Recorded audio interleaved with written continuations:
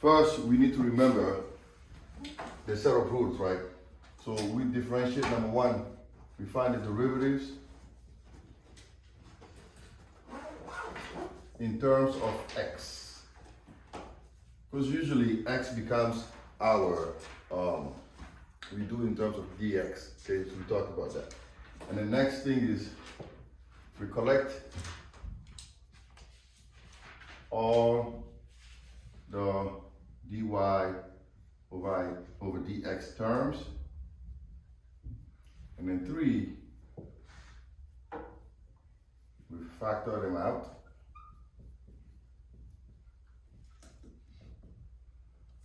And then 4, we just solve for dy over dx. So that's basically the main rule. We find the derivatives in terms of x, because most problems will call for that, because sometimes you can do it in terms of y. But for the most part, we've been dealing with dy over dx. Doesn't mean that we can't do dx over dy. Well, for the sake of keeping our sanity, we're going to do it in terms of x. Next, you're going to collect all dy over dx terms, and then second, you put them as a factor, and then third, you solve for dy over dx. That's when we're doing the implicit. Now, we also need to record the quotient rule, right? Quotient rule, if I have a function h of x equals f over g, what's the derivative? H prime of x. Bella.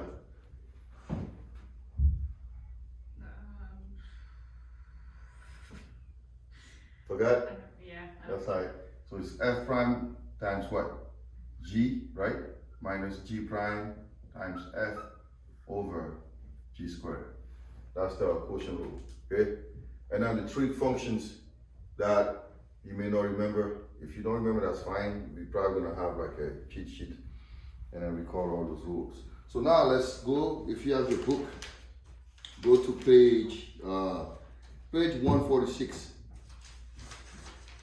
And we are going to work on number 12. Page 146, number 12. So let me write down the function. You guys still need this or you good? Good. What page is it? 146, number 12.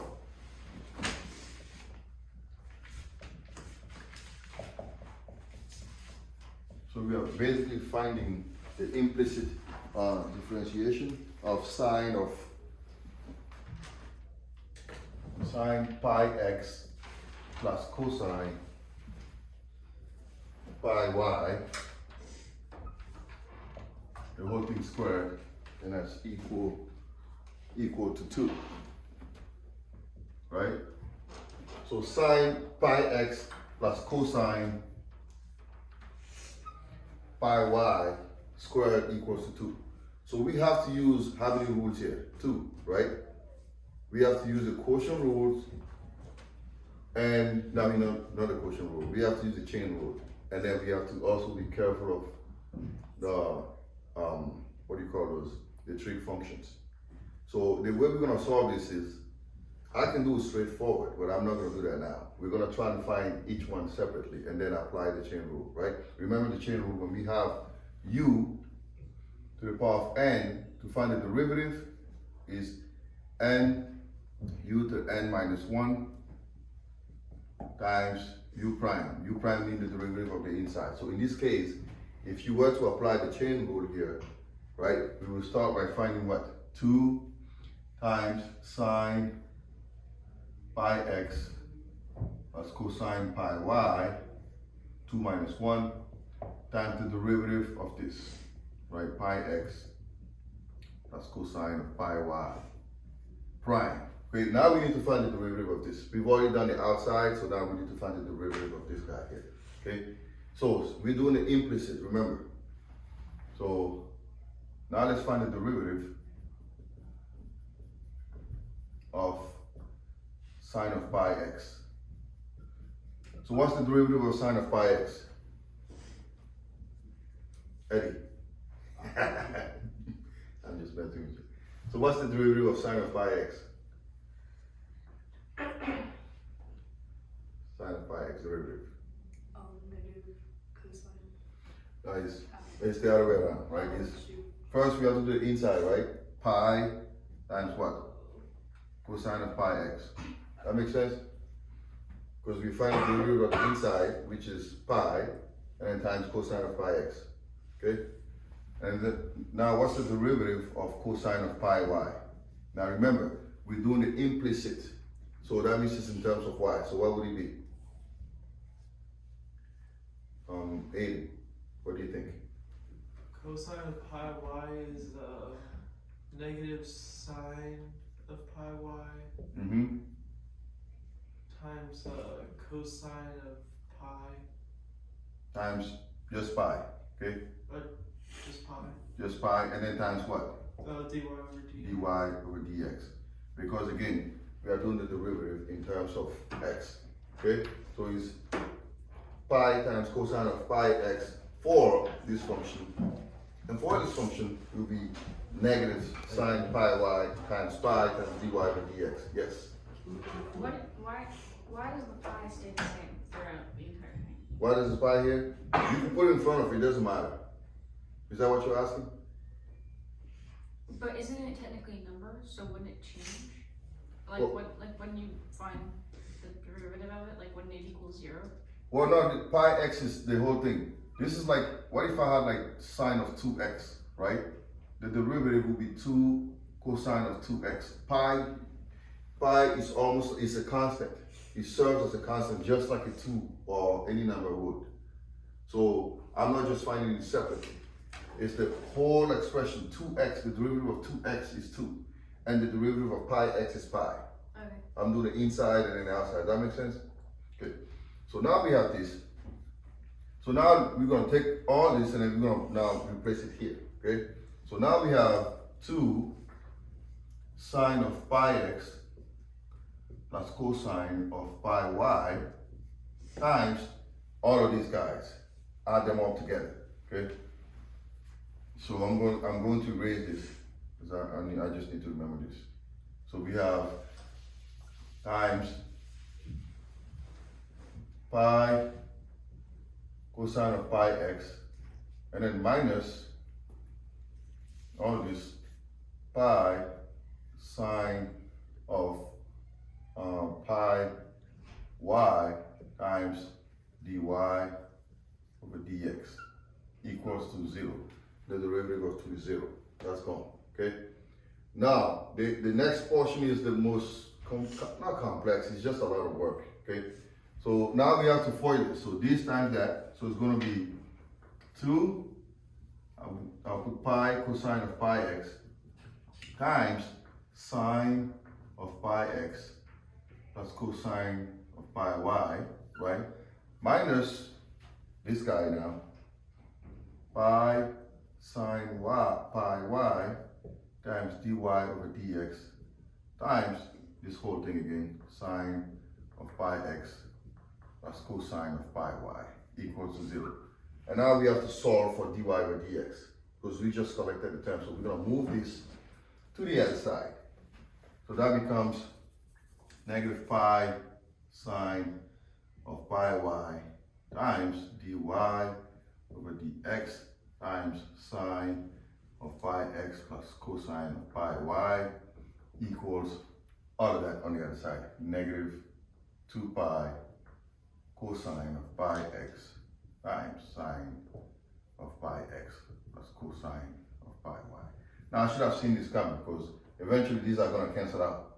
So I don't even know why I didn't do that. Wait, question. Yeah. Did you move the left hand side of the equation just off to the other side? Yes, I moved this here Okay. because we are solving for dy over dx. That's the end goal, right? We're trying to find the implicit differentiation. So I'm going to divide this now by negative pi sine pi y and then sine pi x plus cosine of pi y. We're going to do the same thing on both sides. So here we're going to have negative pi sine of pi y times sine of pi x plus cosine of pi y. And eventually these two are going to cancel, right? These two are going to go. And then the pi's are going to cancel, the negatives are going to cancel. You're going to be left with 2 cosine of pi x over sine of pi y equals to dy over dx. And that's the final result. Does that make sense? It's just very long. That's all. The key here is to make sure you find this derivative separately. And then you can incorporate them back into the problem, okay?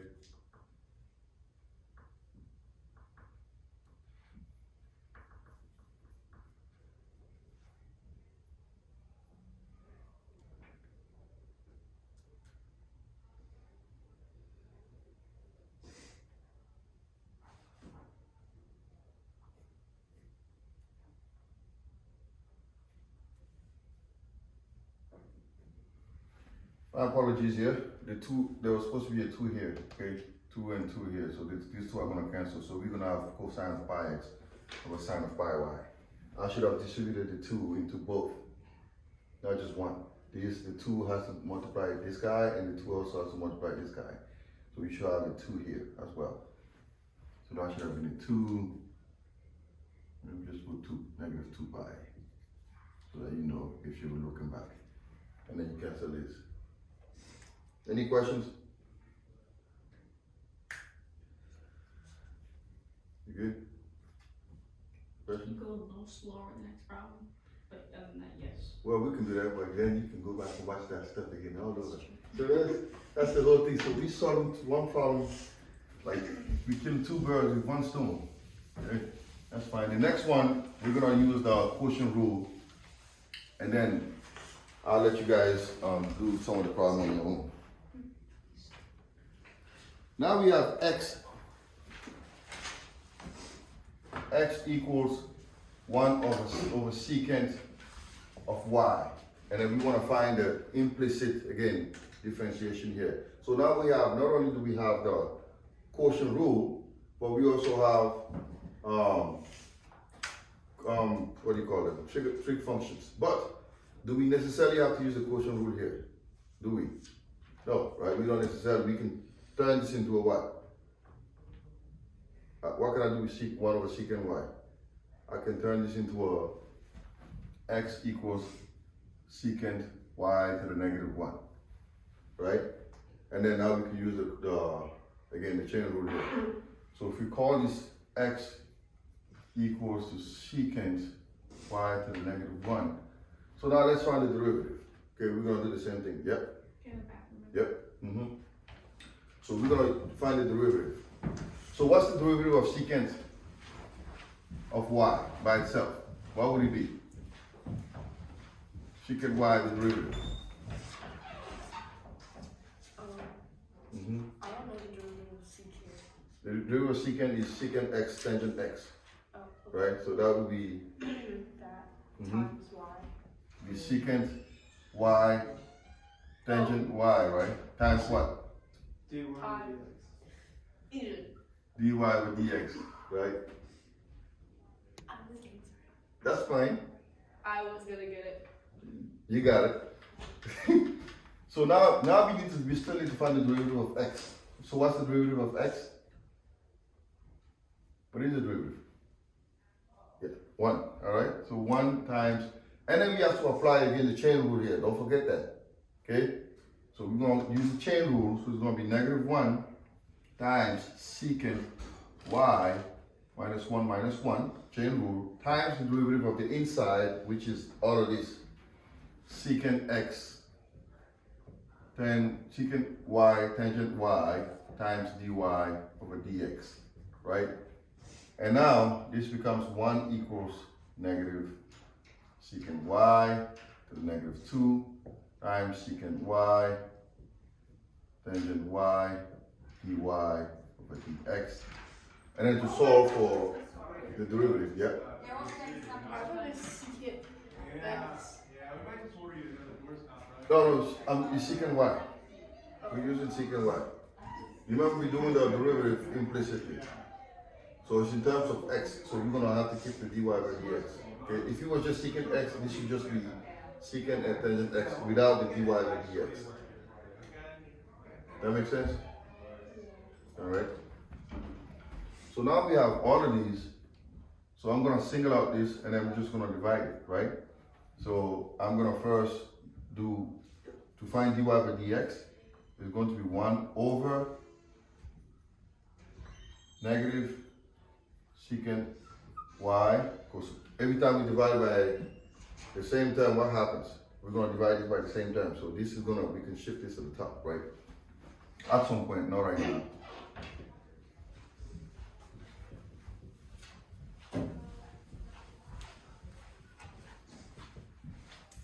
Okay?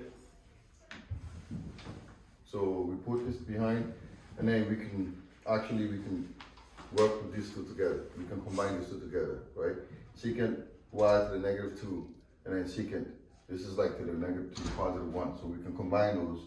So you're going to be left with 1 over secant to the negative 1 times tangent y equals dy over dx. And that just gives you dy over dx. We're going to move this to the top, change it into a positive exponent, algebra 2. So that becomes secant y over tangent y. Okay? And that should be your final result. Would it be negative? Oh, yes, negative. Because it's negative here. Negative, yeah. That what you got? All right, cool.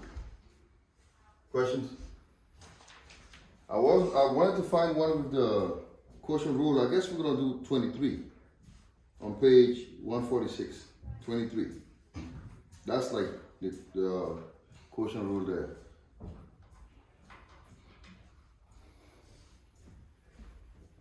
I'm just trying to. So let's do 23 on page 146. Wait, don't erase, please.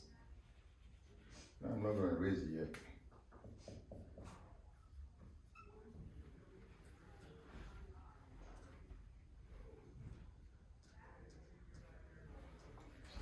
X squared minus 49 over x squared plus 49. So basically we are trying to find the derivative at a given point. We've been given the point 7, 0, and we have the function, so we're gonna do the same thing. So let's, as soon as she finishes, we'll get to that.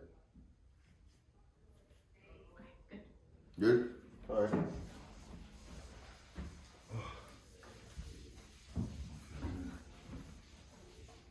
So we've been told that y squared is equal to x squared minus 49 over x squared plus 49. And they want us to find the derivative, the slope of the tangent line at 7, 0. Slope of the tangent line.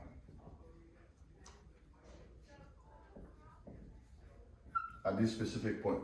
So we need to find dy over dx. Okay? We need to find the derivative. So we are finding dy over dx.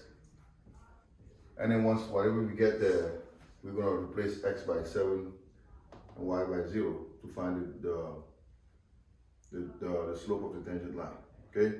Now this is a problem where we have to use the quotient rule.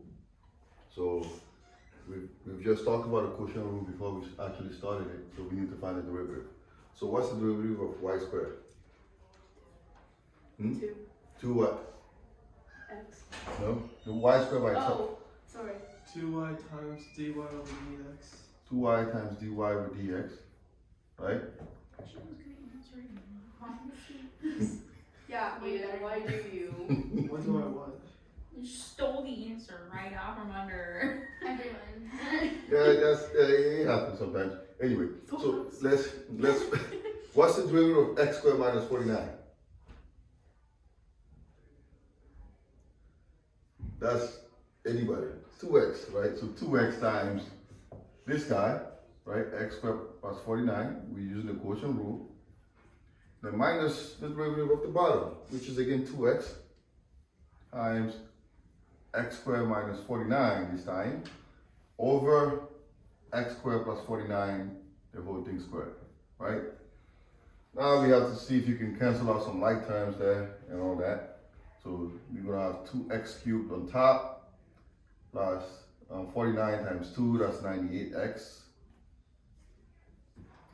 And then negative 2x cubed, and then negative 2x times negative 49, that's again positive 98x, the whole thing over x squared plus 49 squared. And now we can cancel some like terms here for now, right? And then combine the 98 and the 98. So we have 2y, and then times dy over dx equals 98x over x squared plus 49, the whole thing squared. Now we are not done. We're still solving for dy by dx. So I have to divide this whole thing by 2y, okay? I'm going to divide this by 2y because we are solving for dy over dx. Wait, what happened to the other 98x? Plus 98x. Thanks for catching that. We combine these two together, okay? So now we have dy over dx equals 98 plus 98 is equal to what? That's 196, right? Yeah. 196x over x squared plus 49 squared, the whole thing over 2y, all right? And then, again, this is like 2y over 1, so we're going to flip this guy. So that becomes dy over dx equals 196x over 2y times x squared plus 49 squared. And then we can simplify this. So we have dy over dx equals to 98x over y times x squared plus 49. Now we're not done. All we've done here is find the slope, right? Now we need to find the actual slope when x is 7 and then y is 0.